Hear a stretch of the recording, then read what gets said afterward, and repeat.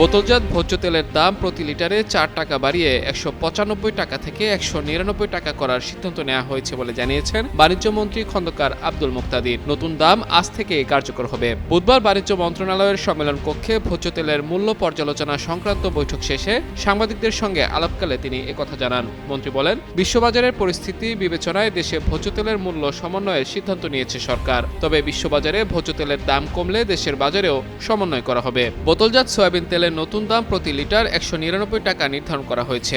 আর ৫ লিটারের বোতলজাত সয়াবিন তেলের দাম ৯৭৫ টাকা ও প্রতি লিটার খোলা সয়াবিন তেলের দাম ১৭৯ টাকা নির্ধারণ করা হয়েছে। তবে অপরিবর্তিত রাখা হয়েছে পাম তেলের দাম। এদিকে সরকার ভোজ্য তেলের যে দাম বাড়িয়েছে তা মেনে নিয়েছেন বলে জানিয়েছেন মেঘনা গ্রুপের চেয়ারম্যান মোস্তফা কামাল। তিনি বলেন, দাম আরও বাড়ালে ভালো হতো। রোজার সময় থেকেই মূল্য সমন্বয়ের দাবি জানিয়ে আসছিল ব্যবসায়ীরা।